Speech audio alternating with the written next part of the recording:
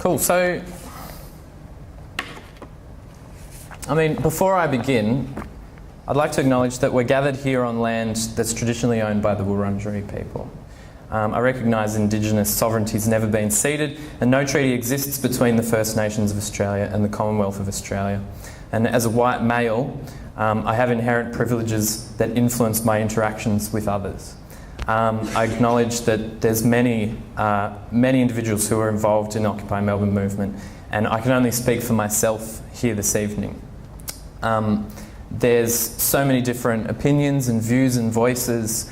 Many of them marginalised, many of them, would struggle to be invited to speak at an event like this. And I encourage all of you to go out there and listen to their stories and their thoughts on what happened as part of Occupy Melbourne, because everyone has a unique perspective on what happened, and this is just one of them. Just that bit better. So in the brief time, I thought I'd present something of an analytical chronology to give some context to this evening and explain the emergence and genesis of Occupy Melbourne, while simultaneously offering some kind of analysis and critique of the successes and failures that I've encountered being involved and participating in Occupy Melbourne. For those of you who don't know me, before 2011, before the infamous year, I'd been involved in campaigning around environmental issues, around public transport and planning policy development within the Victorian Greens. I ran as a Greens candidate in Doncaster. Been involved in Beyond Zero Emissions, who worked with Melbourne Uni, I believe, to publish the Zero Carbon Australia report, which details how to transition to 100% renewable energy in 10 years. And I've maintained a steady involvement in Melbourne's contemporary music and arts, facilitating a resource hub for DIY musicians. And that was a fantastic talk we saw there at the beginning, talking about the importance of artists increasingly into the 21st century. So I'd been following developments in Spain and Greece since 2008, the student protests in Chile. I had friends help organise the UK Uncut protests, particularly the student element of them. And I watched in awe at the people's occupation of Wisconsin's state capitol. If any of you remember Senator Scott Walker's crazy ideas written into legislation there. So when 2011 arrived, of course I was glued to the internet. I was keenly watching uprisings throughout North Africa, with Greece and Spain on its heels. But I'd been watching from a distance, identifying more as a Greens member and somewhat of an environmental campaigner than any kind of activist. I hadn't been involved in non-violent civil disobedience or any kind of on-the-street resistance like that before in my life. I'd never thought to, I'd never had the courage to. And the idea of translating these ideas happening in North Africa and in Europe to Australia was an impossibility. But as the scenes rolled on endlessly, square after square, after park after plaza, one image hit a nerve. The spark that changed my life, and I imagine many others, was a simple sign from the streets of Madrid that read, "Crisis del Capitalismo." And I don't speak Spanish, but I knew what it meant. It meant we've got a crisis on our hands and the current system is getting worse. And I've just got a few images of what happened. Some of the interesting... this is an early poster for the Egyptian uprisings.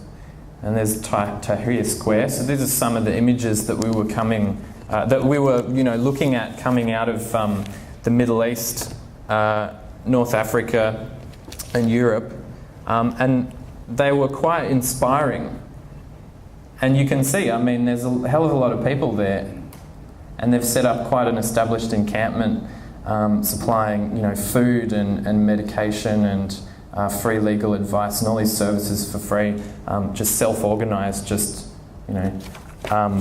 without any help from governing authorities. And this is in Greece, shortly after.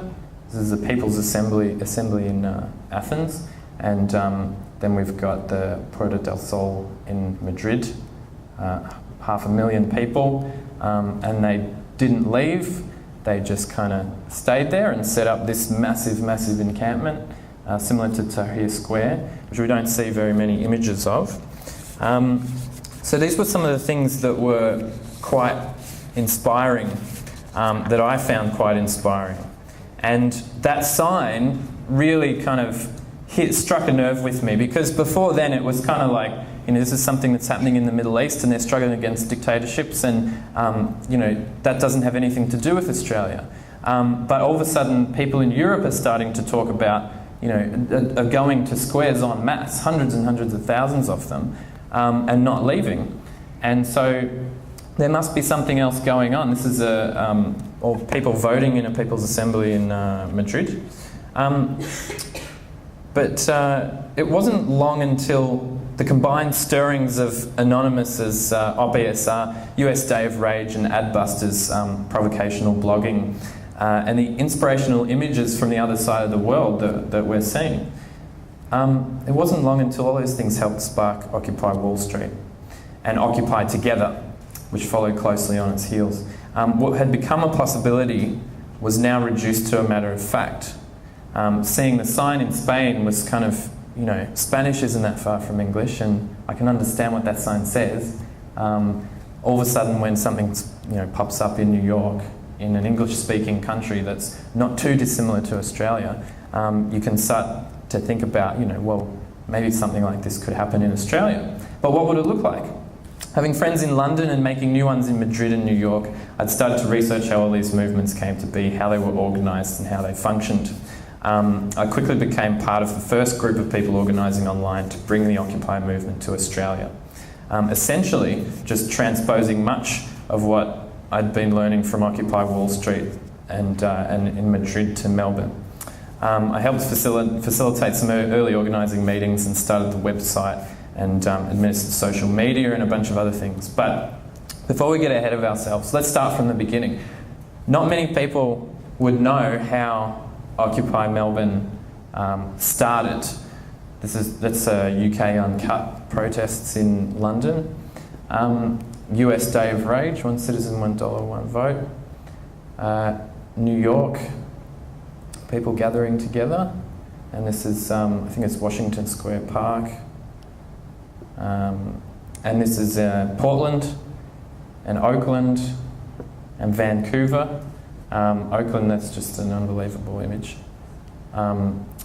So it's starting to get there, you can see the inspiration is there. I'm getting ahead of my slides, apologies.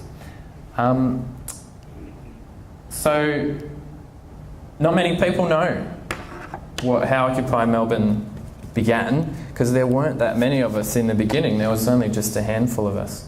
And really it started with one girl, and I'm going to refrain from mentioning people's names just in case they don't want me to.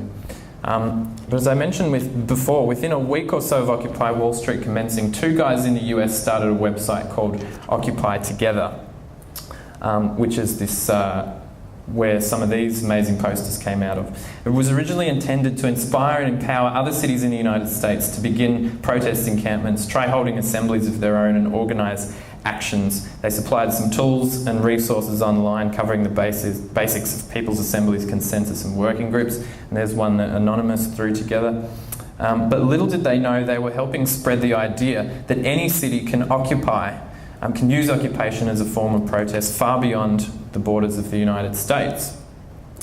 And they weren't the only ones. There was Take the Square, US Day of Rage, as I mentioned, Ruckus, and a swag of other new and old websites were helping disseminate news about what was going on around the world and sharing information about what was working best, where and how to do it.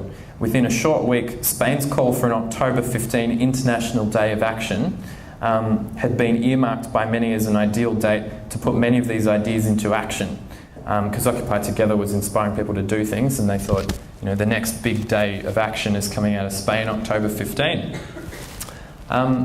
So within a matter of days after the call to Occupy Together had gone out, a girl from the suburbs of Melbourne, who was studying in the CBD, thought, you know what, that's a good idea. it's, why not Occupy Melbourne?